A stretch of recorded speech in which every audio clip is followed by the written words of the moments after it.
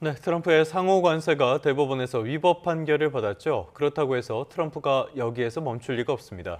이번엔 전날 무역법 122조에 근거해 전 세계 국가를 상대로 관세를 부과했는데 관세율에선 또 변덕을 부렸습니다. 허준영 서강대 경제학과 교수와 함께 알아보겠습니다. 어서 오십시오. 어서 오십시오, 교수님.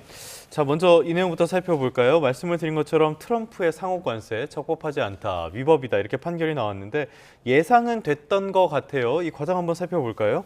예, 그 비상경제 권한법이란 아이파 법안이라는 게 있는데요. 예. 이 법안이 대통령에게 관세까지 부과할 권한을 주었냐가 핵심이고요. 이게 이제 1, 2심에서는 하급심에서는 다 대통령 권한 바뀌다, 한마디로 위법이다라고 판결이 났는데 이번에 대법원에서 6대 3, 보수 6, 진보 3 구도에서 어떻게 보면 트럼프 대통령은 보수가 6이고 그중에 3명은 내 1기 때 임명한 대법관이니까 좋은 결과가 나오겠지라고 생각했는데 역시나 하급심과 같은 관세가 위법이다. 그러니까 그래서 이걸 통해서 위법 판결을 받은 관세가 두 종류라고 생각하시면 되겠습니다. 예. 첫 번째로는 전 세계를 대상으로 부과하고 있는 상호 관세고요. 예. 두 번째로는 캐나다, 멕시코, 중국을 대상으로 부과하고 있는 펜타닐 관세입니다.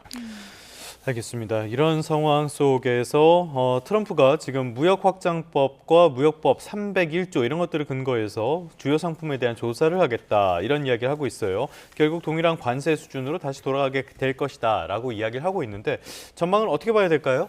그러니까 트럼프 대통령 쪽에서는 계속해서 얘기를 했었어요. 미디어에서 물어봤습니다. 이번 판결 나기 전에. 이거 대법원에서 혹시 위법 예. 판결 나면 어떻게 할 거냐, 관세 안 할 거냐고 그랬더니 하워드 러티닉 상무부 장관, 스캇 베센트 재무부 장관, 그리고 USTR 대표인 제이미슨 그리어 전부 다 하는 얘기가 우리는 그래도 대체 관세하는 방법을 찾겠다. 그게 지금 앵커께서 말씀해 주신 여러 대체 법안들입니다. 그렇게 봤을 때 관세를 계속하여서 하겠다라는 거고요. 다만 차이점이 있다면 이번에 위법 판결을 받은 아이파 법안은 사전에 어떤 조사가 필요 없습니다. 예를 들어 한국이 미국에 대해서 어떤 이상한 무역 행위를 하는지, 일본이 미국에 대해서 이상한 무역 행위를 하는지에 대해서 사전 조사가 필요 없기 때문에 대통령이 그때그때 관세율을 올리고 내리고 넣었다 뺐다 할 수 있는 건데요. 다만 301조나 232조 같은 경우에는 사전에 상대국이 미국에 대해서 무역에 이상한 일을 하고 있는지, 불공정한 무역이 있는지에 대해서 조사를 하는 기간, 이것이 최장 기간으로 보면 한 5개월에서 7개월까지도 걸릴 수 있기 때문에 미국은 122조 법안 갖고 150일짜리 관세를 우선 열어놓고 그 기간 동안 조사를 진행해서 다른 나라들에 대해 예. 관세를 하는 대체법을 찾겠다. 이게 이제 미국의 보관 같습니다. 자, 그런데 이게 대체는 좋은데 처음에 10%라고 했잖아요. 왜 또 하루 만에 입장이 15%로 바뀐 거예요? 이게 그러니까 아무래도 관세율도 고려를 했을 거고요. 그리고 스캇 베센트 장관이 얘기했듯이 우리는 이 관세를 대체하더라도 세수에는 변동이 없을 거다. 관세를 통해서 걷어내는 건 변동이 없을 거다. 미국 입장에서는 작년 1년 동안 관세를 통해서 벌어들인 게 그전에 한 전체 세수, 연방 세수의 2%였던 게 이게 5% 정도까지 늘어난 상황입니다. 예. 뭐가 최근에 들어왔죠? 트럼프 대통령이 크고 아름다운 법안이라고 해서 그렇죠. 감세안을 들여왔잖아요. 그러면 이것을 통해서 조금 세수가 비게 되는데 관세를 좀 요걸 갖고 메꾸려고 하는 거. 그렇지 않아도 지금 미국의 재정 적자에 대한 전 세계적인 걱정이 좀 많잖아요. 미국이 나라 빚을 앞으로 계속 갚을 수 있을지에 대한 걱정. 이런 것들에 대해서 스캇 베센트 장관은 우리 세수 전혀 문제 없어라고 얘기하는 부분. 거기까지도 아마 생각이 가 있는 것 같습니다. 네, 자, 이런 가운데 이미 301조 조사가 시작됐다는 발표가 나왔습니다. 특히 중국과 브라질이 언급이 됐는데 구체적으로 어떤 걸 문제 삼겠다는 건가요? 그러니까 301조를 통해서 어떤 나라가 미국에 대해서 불공정한 무역을 하고 있는지를 조사할 때 항목이 몇 개가 있습니다. 근데 그 중에 하나가 아까 한 20분 정도 전에 조태현 앵커께서 과잉 생산 문제. 그래서 중국과 브라질 같은 나라들은 이 생산력을 바탕으로 너무 많이 생산해서 한마디로 전 세계를 대상으로 덤핑을 하고 있다. 예. 그래서 미국 같은 나라들이 가격 경쟁률이 그 나라 상품들에 못 따라가게 지금 만들고 있다. 이거 불공정하다라고 보는 것 같고요. 301조 관련해서 사실은 브라질과 중국도 중요하지만 사실 우리나라에 관련돼서 조금 걱정되는 부분이 있어서 말씀드리고 싶은 게 또 하나의 기준 중에 하나가 미국의 디지털 기업들에 대해서 불공정한 행위를 그 나라가 하고 있는지. 예. 그래 이게 최근에 우리가 쿠팡 사태 그로부터 그랬죠. 조금 더 번져서 미국에서 자꾸 이러면 우리 301조로 한국을 걸고 넘어갈 수 있다라고 위협을 하고 있는 상황이거든요. 어떻게 보면 이번에 상호 관세라는 것이 무효 판결을 받고 미국이 다른 관세를 찾고 있는 과정에서 232조 이 물품에 부과하고 있는 품목 관세 중에 혹시라도 우리나라 제품들의 품목들을 좀 늘리는 것이 아닌지 이런 것들에 대한 걱정이 지금 들어와 있는 상태입니다. 알겠습니다. 말씀해 주신 것처럼 우리에게 미칠 영향들, 그러니까 불확실성은 오히려 더 커졌다라는 비판까지 어떤 우려까지 나오고 있는 상황인데요. 일단은 이렇게 위법으로 판결하면서 국내 기업들이 낸 납부 관세, 이거는 환급받을 수 있다, 없다 여러 가지 이야기들이 나오고 있어요. 어떻게 봐야 됩니까? 두 가지가 있는데요. 예. 첫 번째 경우는 뭐냐면 미국 기업이 우리나라 기업한테 미국 수입 기업이 우리 관세 내야 되니까 물건 가격을 좀 깎아줘라고 해서 우리나라 기업이 깎아주고 미국에 보낸 경우 있잖아요. 이거는 관세를 미국 기업이 냅니다. 그럼 미국 기업만 환급 자격이 생기고요. 만약에 그게 아니고 우리나라 기업이 미국의 배송지까지 다 배송을 해서 관세랑 부가가치세를 우리 기업이 다 내는 계약을 해서 낸 거면 미국에다가 환급 신청할 수 있습니다. 다만 지금 환급에 대해서는 여러 가지 절차적으로 너무 긴 시간이 걸릴 수 있다는 문제가 있고 또 하나는 괜히 우리 기업들이 미국 행정부한테 이거 환급 신청을 했다가 괜히 미국 행정부의 영린을 건드려서 향후에 또 불공정한 대우를 받는 것이 아닌지에 대한 걱정이 있기 때문에 이 환급과 같은 과정은 앞으로 상당히 긴 시간 그리고 예. 눈치 보기 좀 진행될 가능성이 있고요. 우리나라 기업 중에 뭐 한국타이어나 대한전선 같은 기업들은 이미 환급 신청을 해놓은 상황이라고 하는데 다른 기업들까지 이게 어느 정도 확대될지 좀 봐야 될 것 같습니다.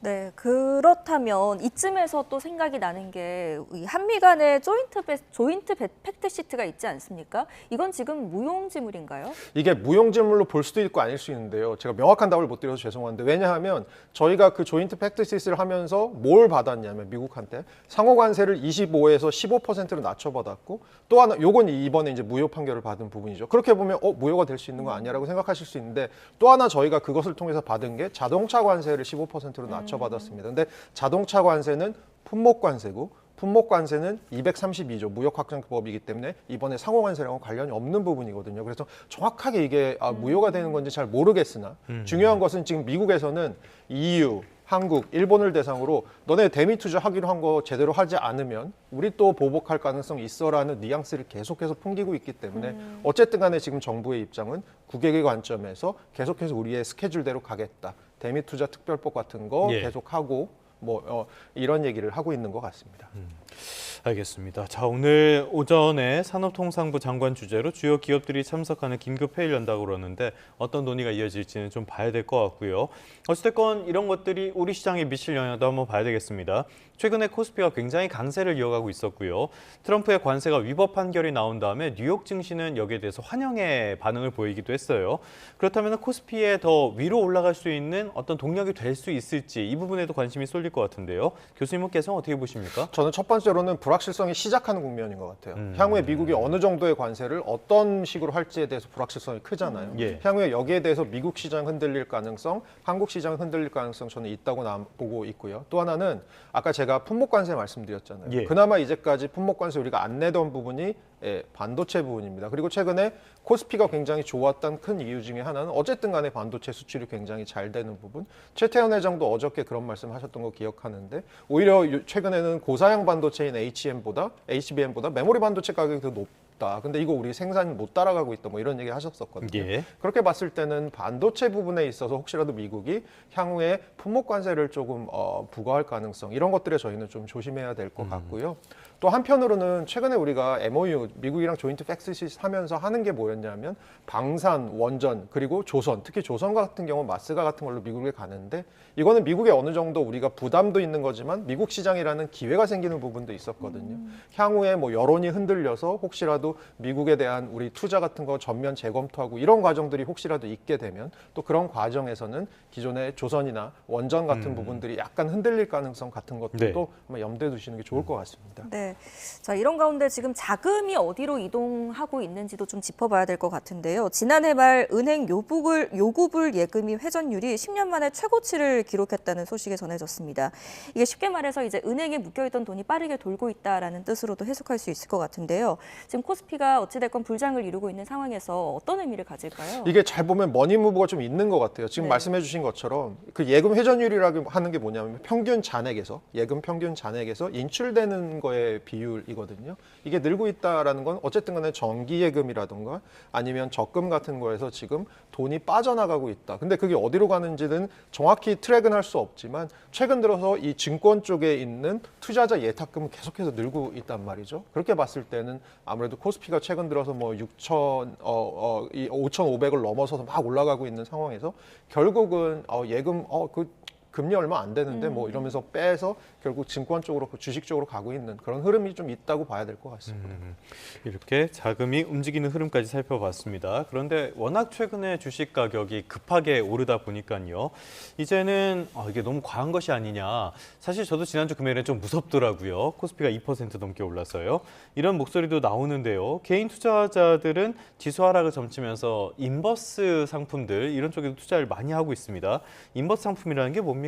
결국 이제 주가 지수가 떨어져야 돈을 버는 그런 상품이고요. 공매도 비슷한 거네요. 네, 그렇습니다. 공매도 비슷한 거고요. 거기다가 이제 곧버스라고 하는 2배 인버스라고 하는 건 이제 2배까지도 벌 수 있는 그런 건데요. 우리나라 같은 경우는 종목에다가는 할 수 없고요. 지수에다가 걸어 놓을 수 있는데 사실 이달 초가 굉장히 재밌었습니다.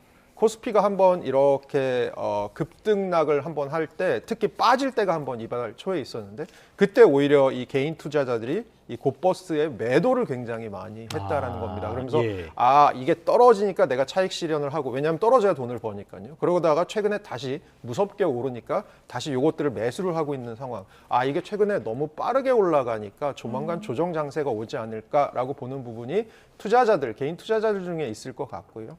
반면에 제가 증권계 쪽 얘기를 좀 들어보니까 여러 가지로 막 계산을 해보니까 앞으로 반도체 사이클 이런 걸 계산해보면 올라갈 여력이 코스피가 더 있다라는 게 충분하다라는 겁니다. 그런 측면에서는 오히려 증권가에서는 약간 여기에 대한 개인 투자자들에 대해서 조금 우려가 나오는 거죠. 이러다가 개인 손실이 좀 늘어날 수 있으니까 너무 하락에만 베팅하지 말아달라라는 얘기들 나오고 있는 상황입니다. 네, 자, 불장 속에서도 기대와 경계 심리가 함께 공존하고 있는데요. 지금 국내 증시 변수만 있는 것이 아니라 중동 정세도 다시 불안해지고 있습니다. 이란의 호르무즈 해협 부분 폐쇄 그리고 미국의 이란 협상 기한 제시 등으로 지금 지정학적인 불안이 다시 한번 커지고 있는데 국제 유가에도 영향을 미치고 있죠. 아무래도 호르무즈 해협이 전 세계 해상 운송하는 원유의 한 20에서 30%가 지나가는 곳이고요. 우리나라는 특히 중동산 원유 수입이 좀 많고 그게 대부분 호르무즈를 지나가서 이게 사실 호르무즈가 막히게 되면 원유 가격이 뛸 수밖에 없는 구조. 최근 들어서는 그래서 원유 가격이 실제로 막 올라가고 있습니다. 저희 1월 달에 소비자 물가 상승률이 2%로 좀 떨어졌었거든요. 네. 그 큰 이유 중에 하나가 국제 유가가 좀 안정된 부분이 있었거든요. 근데 이게 다시 이제 튀어 올라가게 될 가능성, 그렇게 되면 아무래도 시차를 두고 우리나라 물가에도 좀 영향을 줄 수 있는 부분이 있어서 좀 걱정스러운 부분입니다. 말씀하신 것처럼 지금 우리 증시는 굉장히 강하게 가고 있는데요. 반대로 실물 경제 여전히 좋지 않고요. 환율 여전히 높고 국제 유가는 더 높아지고 있고 당장 물가부터 불안한데요. 네, 맞습니다. 수입 물가 같은 경우를 자극할 부분이 환율 때문에 있을 수 있고 그리고 사실은 저희가 쓰는 상품 중에 원유가 안 들어간 게 거의 없잖아요. 그렇죠. 그렇게 봤을 때는 원유 가격의 상승은 아마 시차를 두고 우리나라 물가 부담이 될 것 같습니다. 앵커가 말씀해 주신 것처럼 올해 우리나라 경제 성장률이 한 1.9에서 2% 정도 될 것 같은데 작년이 1%였습니다. 1% 뒤에 오는 한 2% 정도니까 성장세가 아주 세다고 볼 수는 없는 상황에서 오히려 소비자들의 지갑까지 조금 얼어붙게 만드는 이 물가의 상승 이런 것들에 대해서는 저희가 좀 고민해 볼 필요가 있을 것 같습니다. 그 일각에서는 지금 호르무즈 해협 이 부분을 이란이 정말 폐쇄할 수도 있다. 이러면은 원유 수입 자체가 어려워지는 거 아니냐 이런 걱정도 하고 있거든요.